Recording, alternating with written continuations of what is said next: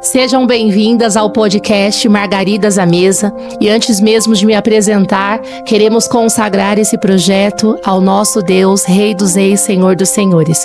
O nosso propósito, o nosso legado é ir por todo mundo e pregar o Evangelho. Eu sou a Érica Macedo. Eu sou a Adriana Daré. E hoje nós estamos com a mesa posta e o episódio de hoje já vai começar.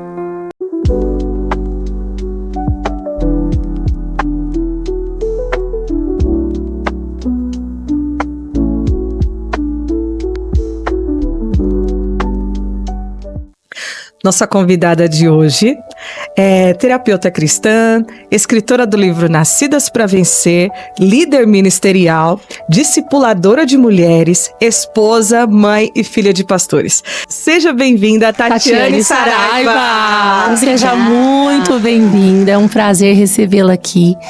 E nós temos muitas perguntas, né, para você, mas eu queria iniciar essa nossa conversa, esse momento de testemunho, perguntando para você como foi, né, crescer num lar cristão e principalmente ser filha de pastores.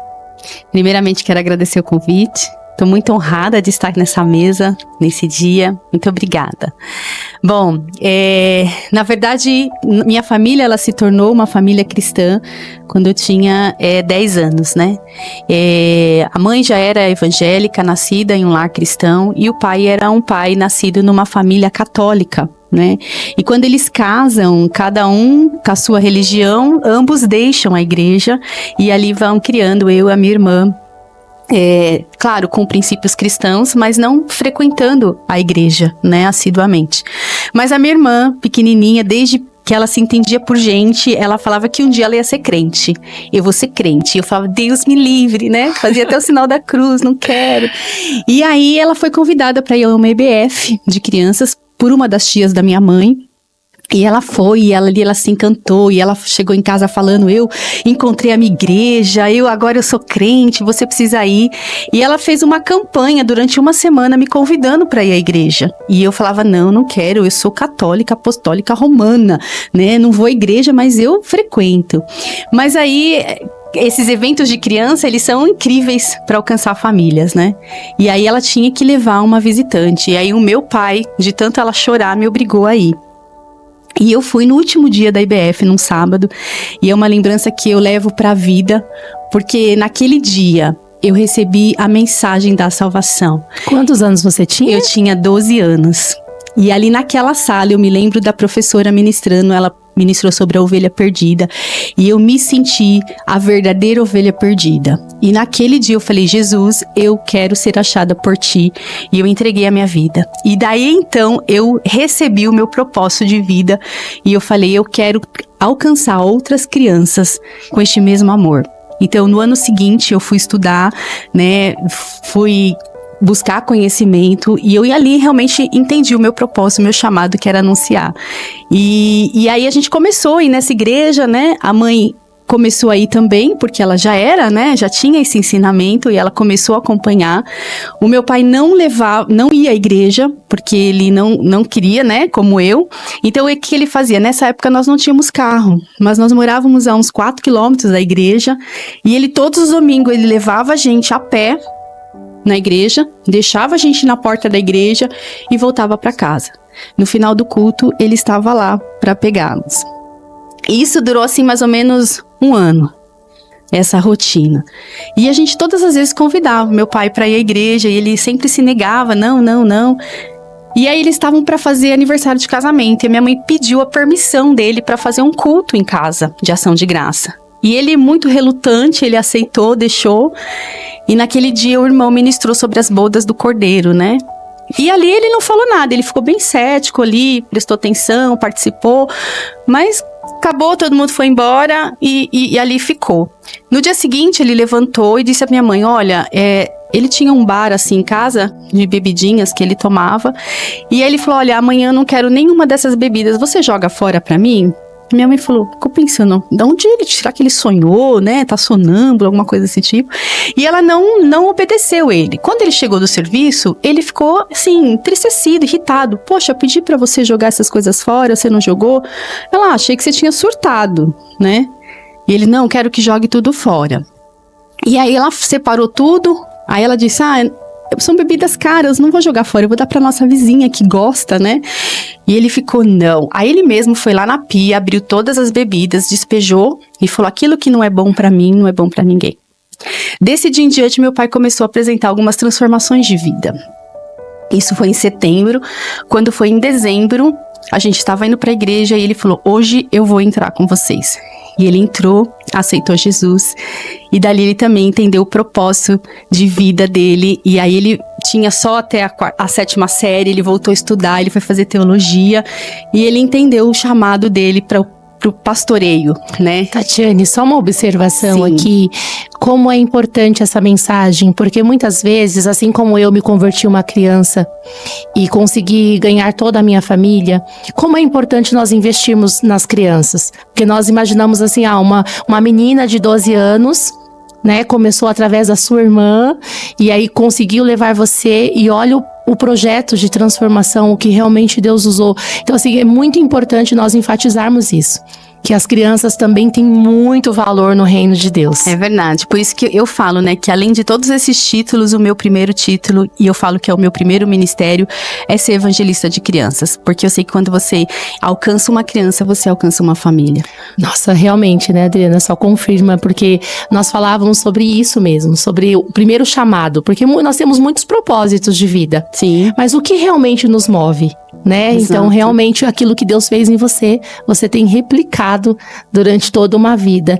E aí, seu pai se torna pastor e a sua vida muda, se totalmente? Totalmente, porque daí a gente, né, em obediência ao Senhor, né, e eu falo que o Senhor, ele é lindo em permitir a gente viver algumas coisas, porque é muito fácil você falar para uma pessoa, olha, que tá passando necessidade, vai embora para casa, porque Deus vai prover.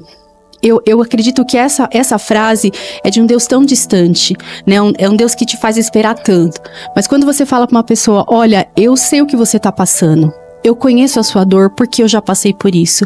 Pode ir embora para casa porque Deus vai entrar com providência. E a minha vida, né, com os meus pais, essa família sacerdotal, foi uma vida de milagres.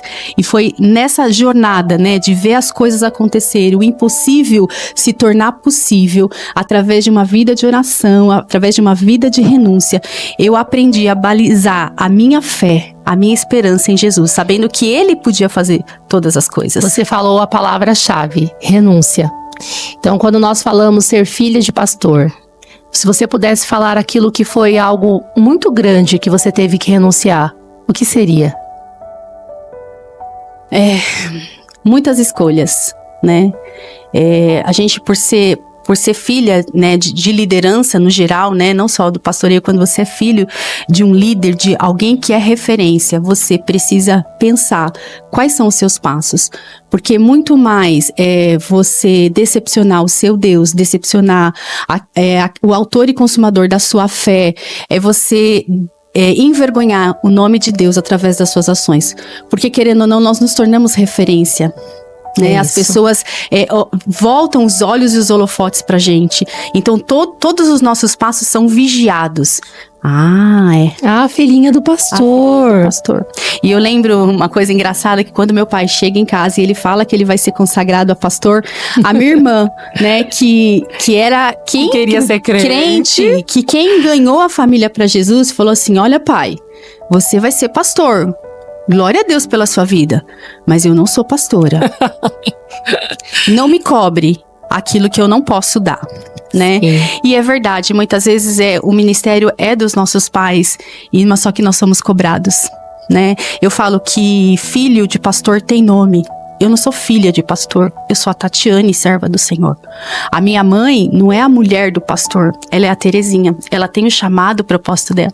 Mas para uma geração, nós somos vistas somente como filhos de pastor, né? E você como esposa de percebe pastor. como é injusto isso? Porque realmente, falamos do pastor, independente do nome, do título que ele tenha, nós falamos os filhos do pastor e a esposa do pastor.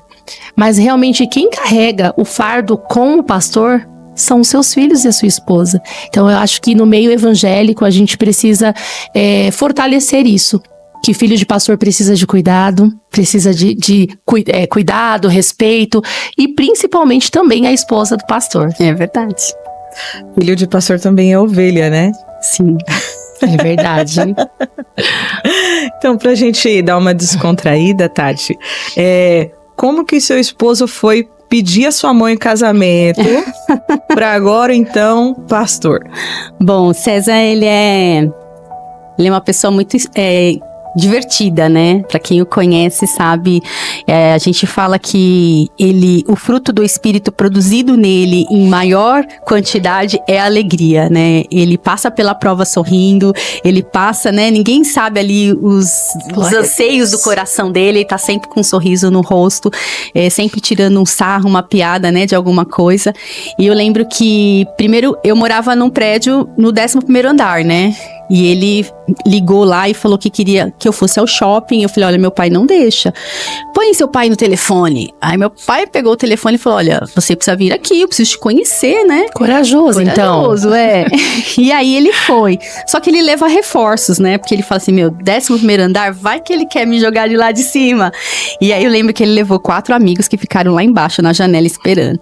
Mas o engraçado foi que ele chegou todo acelerado. Olha, seu Luiz, eu vim aqui pedir a mão da Tatiana. Eu falei, calma, senta, né?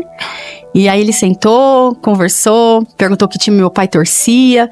Aí ele falou, olha, eu quero namorar sua filha, né? Tenho boas intenções. Meu pai, mas eu acho que ela é muito nova. Nessa época eu tinha 14 anos, né? César foi meu primeiro namorado. E aí minha mãe sai da cozinha e fala, eu não quero que vocês namorem. Aí ele falou, olha, mas eu vou namorar mesmo assim.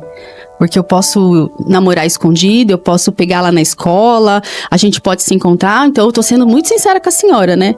Aí meu pai falou, você é muito sincera, hein, rapaz? Você é muito corajoso. Você viu que a gente mora aqui no 11º andar?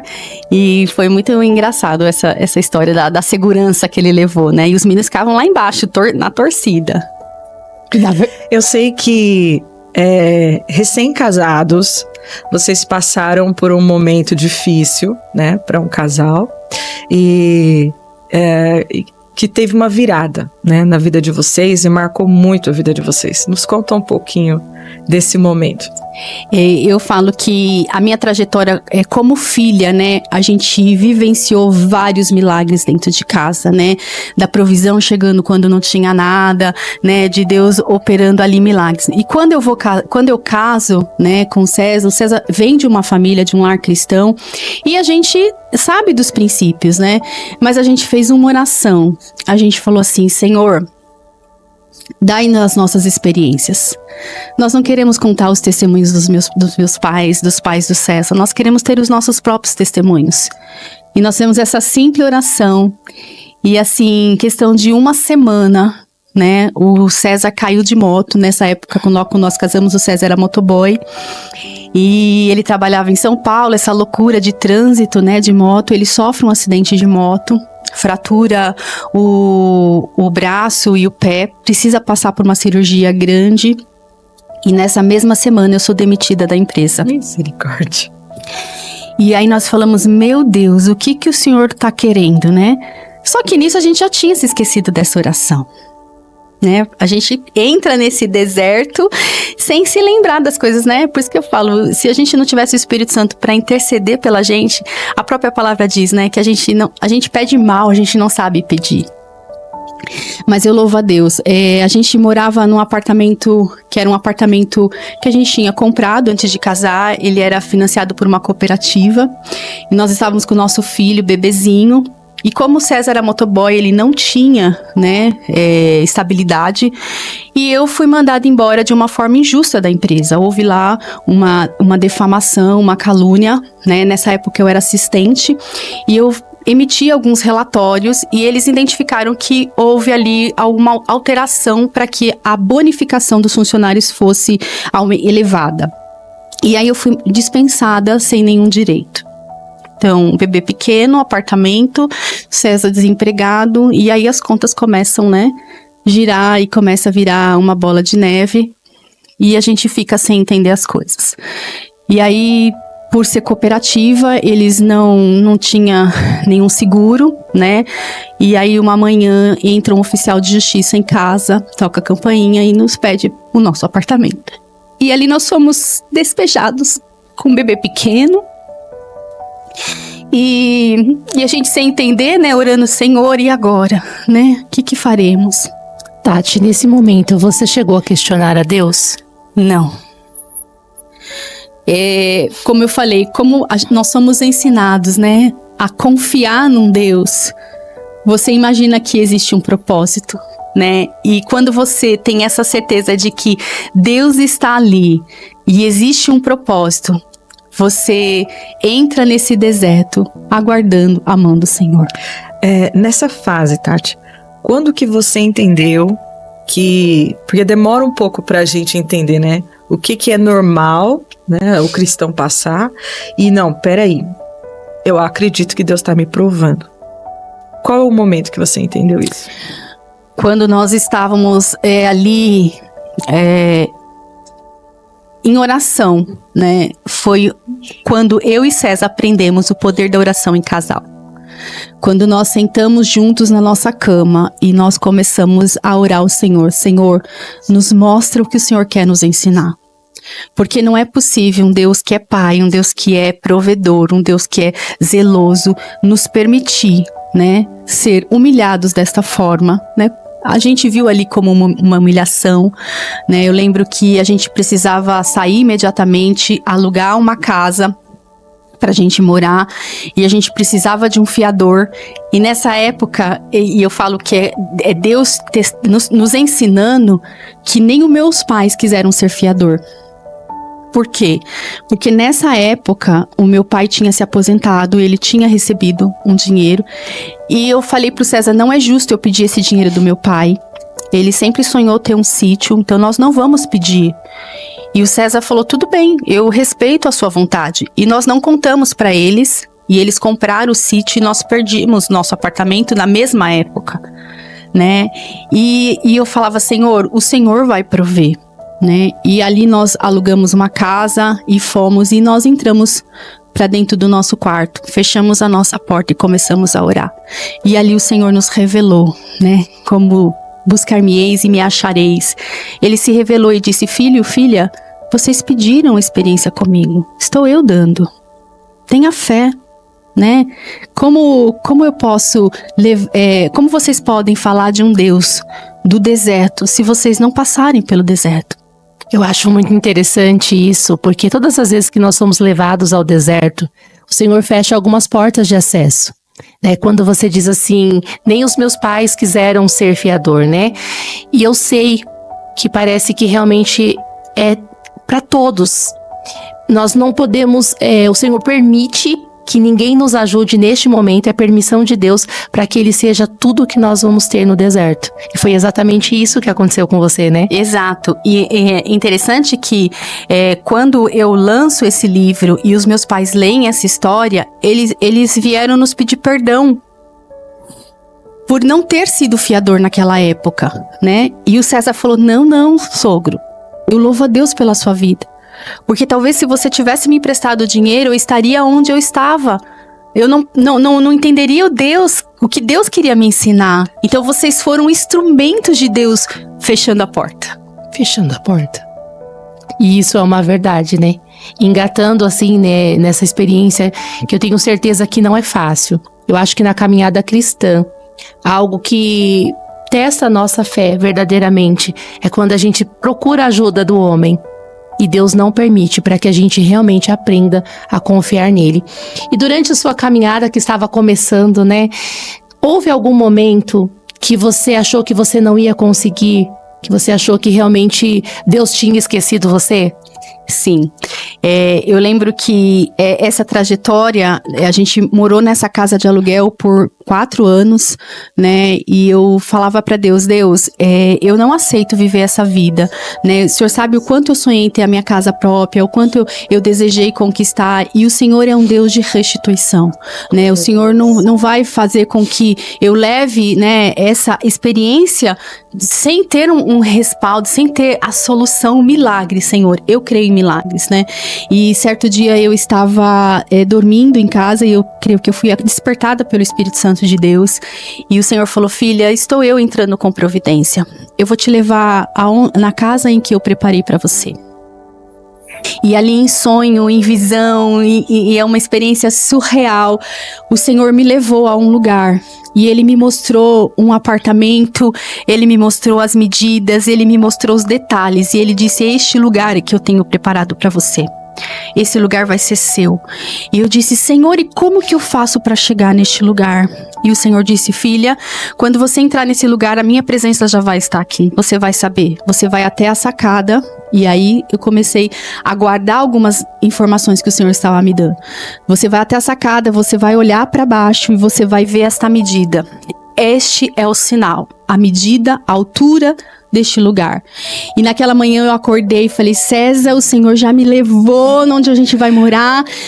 Só que assim, a gente tinha passado um processo, né? Sim. Então, nome sujo, restrição financeira, sem nada. O César, você é louca, a gente não tem condição. Eu falei, olha, o meu pai, ele não é homem para mentir. E se ele me prometeu, ele vai cumprir.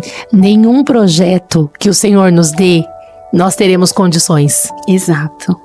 E aí eu comecei a procurar. Eu falei, se Deus me deu, Ele mostrou, eu vou chegar lá. Você começou a praticar a fé. Praticar a fé, Adriana, praticar a fé. E eu lembro que nessa época nós tínhamos o único carro Maré. E eu falei, César, vamos vender esse carro, a gente limpa nosso nome, o resto a gente dá a entrada, porque... Desculpa, mas vender um carro Maré... Essa é a parte engraçada da história. Mas o Senhor Foi um usa, livramento, né? foi um livramento. O Senhor usa algo que me chama a atenção quando você falou a medida, os detalhes.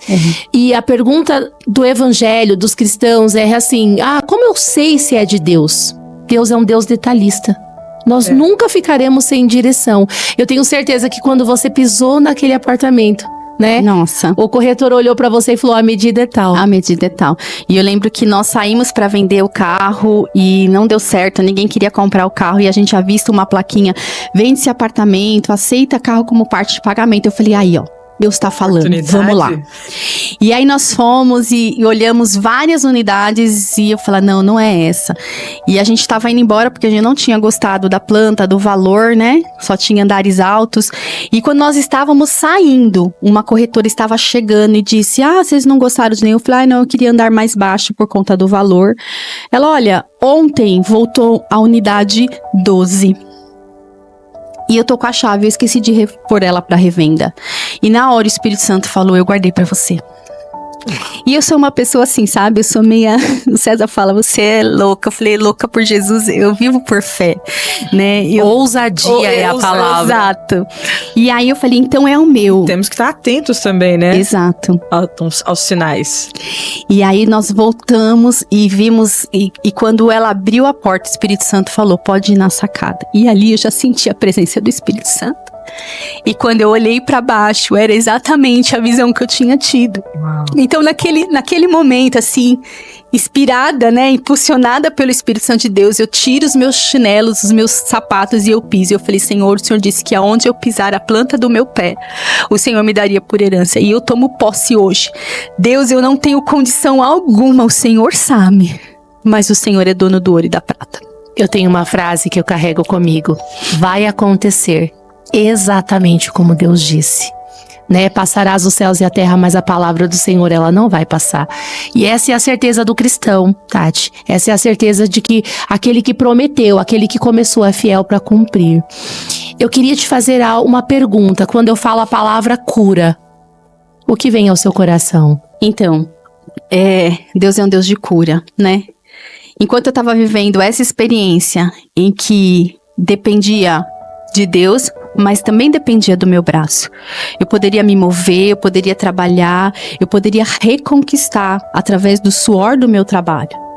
Mas quando a gente entra nesse apartamento para morar, né, depois de todos os milagres que Deus fez, não dá tempo de contar tudo, mas nós entramos para esse apartamento. Eu tive o prazer de conhecer. Uau, a bênção. Glória a Deus. Eu fui diagnosticada com câncer de tireoide. E aí você perde o chão. Porque você pode ter o dinheiro que for. Porque o dinheiro não compra a cura. O dinheiro não compra a saúde. Mas o Senhor me fez me lembrar que Ele é um Deus que cura. Ele é um Deus que faz milagre. E eu lembro quando eu recebi ali o diagnóstico que era um nódulo grande, estava muito encostado as cordas vocálicas. E uma das primeiras médicas que nós visitamos falou: olha, precisa tirar imediatamente e corre-se o risco de você ficar sem a sua voz. Eu dobrei o meu joelho e falei: Senhor, o Senhor me chamou para ser evangelista. O Senhor disse que a minha voz alcançaria as nações, que a minha voz chegaria onde eu não posso chegar. E eu não entendia isso, como que seria isso possível. E como é que o Senhor vai me permitir tirar a minha voz? Deus, eu dou tudo o que eu tenho. Eu perco tudo outra vez. Mas não me tira a minha voz. Porque ela é o meu instrumento para anunciar a tua salvação.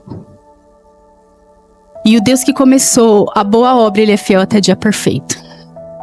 E eu comecei então uma bateria de exames. A igreja se moveu em oração. E quando o povo de Deus se move em oração, o milagre acontece. O milagre acontece. E eu lembro que nessa época, né, há quase 15 anos atrás, 10 anos atrás mais ou menos, eu fiz vários exames, fui em outro médico, inclusive foi um médico indicado da minha pastora na época, a pastora Denise Campano. E eu fui nesse médico, o médico falou: olha, existe hoje um exame que a gente faz normalmente no Brasil após a cirurgia, após a retirada do nódulo. Mas tá chegando, dá para fazer hoje sem você retirar, porque se esse nódulo for maligno, realmente a gente tem que tirar instantaneamente. Mas se nesta histoquímica der que ele é benigno, você pode levar ele pro resto da vida, não vai acontecer nada. E ali a gente resolveu fazer, até o César falou, a gente vende tudo para fazer esse exame, era um exame caro na época. Mas de alguma forma o Senhor trouxe o recurso, né? E você começa a ver a mão de Deus em todas as coisas. E eu lembro que quando chegou o resultado, nós marcamos uma consulta com esse médico às 7 da noite. E ele teve várias intercorrências naquela noite. E ele, secretária, ele vai atender vocês hoje, ele vai atender. E o César ali, angustiado. E ele foi nos atender 1h da manhã. E nós estávamos ali, né? E ele abre os exames, ele pega os exames anteriores, ele fica ali alguns minutos olhando aqueles 2 exames e ele falou: Tatiane, é inexplicável. Ele não é um câncer maligno, ele não tem necessidade de tirar, você pode ficar tranquila, olha aqui. Aí ele começa a me mostrar e eu começo a chorar, e o César começa a glorificar a Deus. E eu falava: Jesus, obrigado porque o Senhor poupou a minha voz. E você percebe que você fez uma oração lá, muito jovem, e disse: eu quero viver as minhas experiências. E eu, ouvindo esse lindo testemunho, eu vejo como o nível de provação foi aumentando. Porque nós, no momento em que perdemos o apartamento, perdemos as condições financeiras, a gente ora por uma provisão. E a gente acha que aquele problema é algo que nós não vamos conseguir passar.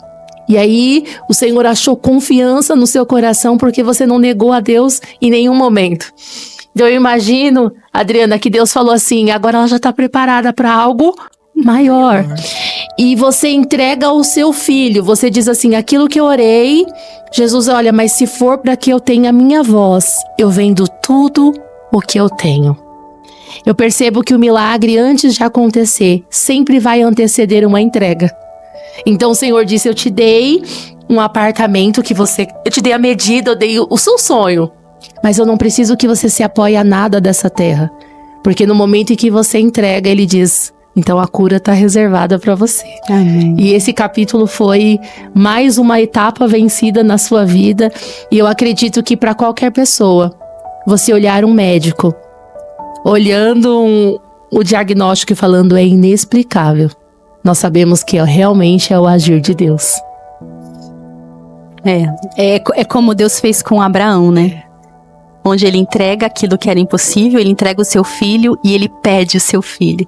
E Abraão não nega o seu filho. E o Senhor fala: então ele é seu. Eis aí o cordeiro.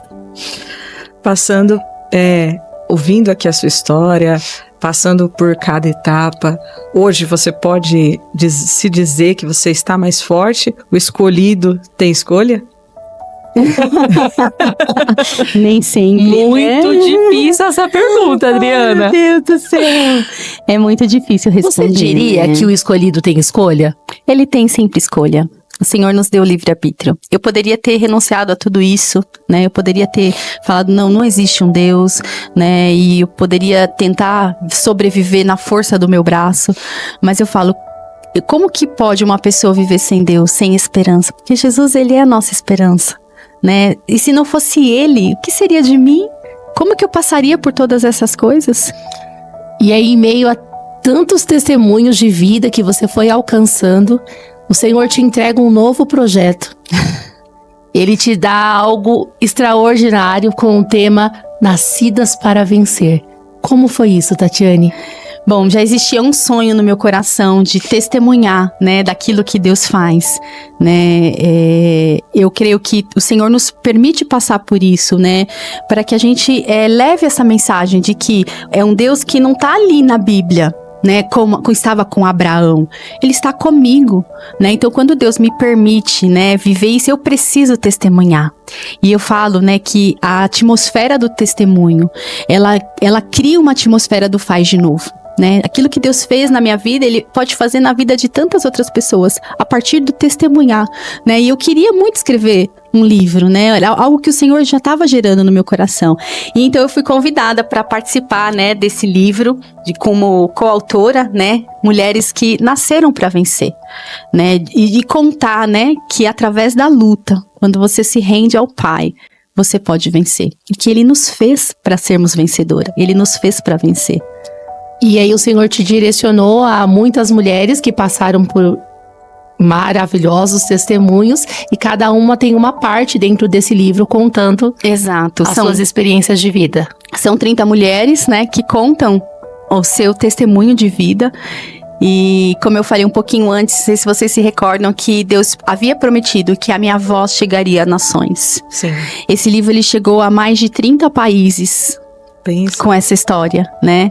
Então, são as conexões que Deus faz, né? Deus não une pessoas, Ele une propósitos. E Ele me uniu a essas 29 mulheres para que a minha história chegasse a muitas nações. E agora está na Margaridas Avesas, né? Agora, para as margaridas que estão ouvindo, que vão querer ter acesso ao livro, dessas 29 mulheres, tem alguma história que te impressionou, que você falou assim, nossa, que linda essa história? Olha, é difícil escolher uma história. É verdade. Porque são tantas histórias, né? Desde aquela que não podia ter filho e Deus abriu a madre, né? Daquela que tinha problemas e traumas na infância e foi curada, né? Deus transformou a vida. Então, é realmente difícil escolher uma das histórias. Porque realmente são testemunhos vivos da glória de Deus, né? Sim. Tatiane, se você pudesse, depois de ter a experiência de como filha de pastor, esposa, agora escritora, mas se você pudesse resumir, assim, o que é a sua missão de vida, o seu propósito de vida hoje, você resumiria no quê? Anunciar Jesus para as nações. Anunciar o amor, a salvação dele. Né? Deus é bom e sabe o que faz. Esse é o lema da minha família, né? Olha. Deus é bom e Ele sabe o que faz. E eu preciso contar, eu preciso testemunhar, né? Porque às vezes, e por vezes nós somos direcionados, eu e César, a contar a nossa história. Porque existem tantas histórias parecidas que estão passando a mesma situação que nós passamos. E é tão palpável você estar perto de uma pessoa onde Deus supriu, onde Deus agiu, onde Deus abriu. E, então é possível. Então esse é o meu propósito, é levar a salvação, é curar a alma das pessoas através daquele que me curou. Glória a Deus. Tati, como que é, né, para as mulheres, as margaridas que estão nos assistindo, como que é você, como mãe, como terapeuta, como voluntária também na igreja, tem alguma, você se cobra, você se sente culpada, ou na área profissional também, na sua carreira? Eu falo que o chamado de Deus, ele não é pesado. ele não traz dor. Quando você verdadeiramente você está cumprindo o propósito do Senhor, ele é leve, né? Ele Como é diz suave. a minha mãe, a lã não pesa pro carneiro. Exato, é o carneiro que é pesado, né? E Jesus falou, né, que o fardo dele é leve, ele é suave. Quando você entende isso, você só vai, né? Eu falo lá em casa, nós somos uma família sacerdotal, nós somos chamados, né? Os 3 foram chamados para anunciar o evangelho, e a gente faz isso com muita alegria, com muito prazer, né? Às vezes as pessoas falam, você tá aqui de novo, eu estou para honra e glória do Senhor, sem peso, e parece que quando você não vai, tá lhe faltando algo. Sim, faz parte da nossa Faz parte vida. do meu DNA fazer, entendeu? Então, não existe peso. Lógico, existem renúncias, como a gente falou, né? Na vida da filha do pastor, da vida do sacerdote, existem muitas renúncias, né? Eu falo que, por vezes, eu escolho estar na igreja. Os meus pais, por exemplo, hoje eles moram em Itu. A minha sogra mora no litoral. E o meu ministério tá aqui. E, por vezes, nós somos renunciados da presença deles para cumprir o chamado de Deus. E isso não vem com peso, vem com alegria, né? Porque Esse a gente é o segredo. sabe que Deus nos chamou para isso. Sim. E quando a gente entende esse propósito, a gente ama estar com eles. Quando é possível, nós estamos com ele. Mas na mesma porção, a gente tá ali fazendo a obra do Senhor. Agora, de todos esses papéis, né, que nós mulheres temos que cumprir, qual que você se alegra mais, que você sente assim, isso me completa, isso me preenche? Bom, além de ser esposa, né, nós somos chamados, é um privilégio andar em unidade, né, com o César. Eu amo ser mãe, né, eu falo que é um outro milagre para outra mesa, né, mas o Senhor me deu o meu filho, que é lindo, e eu, desde o meu ventre, eu orava que ele seria um ministro da palavra, do louvor, e hoje eu vendo essa palavra se cumprir na vida dele, enche o meu coração de gratidão a Deus, primeiramente, e de orgulho, né? Toda mãe é orgulhosa. Mas o que toca o meu coração é ver uma criança se rendendo a Jesus. E eu paro qualquer coisa para anunciar Jesus para uma criança. Amém. Apesar de discipular mulheres, de atender, né? Muitas mulheres como terapeuta cristã. Você trabalha com adolescentes também, Trabalho né? com adolescentes, né? A gente fala crianças, mas são crianças e adolescentes, né? E quando você recebe uma mensagem de um pai e de uma mãe, né? A gente recebeu uma essa semana. César, Tati, lembra do meu filho, como ele tinha resistência de ir à igreja. E vocês alcançaram o coração dele. E hoje ele lidera uma célula de adolescentes. Isso não tem preço. Verdade. Quando você vê uma família se rendendo, eu estou aqui porque vocês ganharam o coração do meu filho. E a minha família está aqui servindo a Jesus. Isso não tem preço. E eu percebo nessa fala, aquilo que eu recebo, eu dou. Né? O amor do Senhor se constrangeu a ponto de te alcançar, tão criança, tão nova, fez tudo por você. Então é natural, quem realmente ama Deus e reconhece o seu poder, é devolver ao que você recebeu. E eu vejo isso em você, que o Senhor continue te usando. Amém. Mas se você pudesse olhar, eu vou mudar essa pergunta. Porque eu ia perguntar se você pudesse olhar no olho de uma mulher. Mas eu vejo assim, que se você pudesse olhar para um olho de uma criança de 12 anos, o que você faria, o que você falaria para ela? Meu lindo, minha linda, Jesus tem um plano na tua vida. E Ele te conhece desde o ventre da sua mãe. E Ele te chamou para reinar para as nações. A partir do momento que você se render a Ele. E que Ele já se rendeu na cruz. Para que você tivesse vida. E vida em abundância. Amém. Tem algo, todo cristão tem, né? Eu tenho meu versículo especial que eu uso nos meus momentos de aflições, de frustrações, que nos dá força, né? A Érica tem também. Eu gostaria de saber de você, Tati. Você tem algum versículo ou alguma frase, né? Que você já falou da frase da sua família, mas algum versículo que te marcou, né? E marca toda a sua vida cristã. Filipenses 4:13. Posso todas as coisas naquele que me fortalece.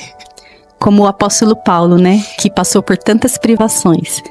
aprendeu a viver no pouco, sem nada e no muito. Mas em todas essas coisas, ele foi mais que vencedor, porque o Senhor o fortaleceu. E assim como ele, eu passei por dias que eu não tinha nada, dias que eu tinha o suficiente, e dias que o Senhor me deu 10 vezes mais, 100 vezes mais. E em todas essas coisas, eu posso todas as coisas, porque ele me fortalece. E você percebe que a provação, a privação, leva literalmente ao fortalecimento. Sim.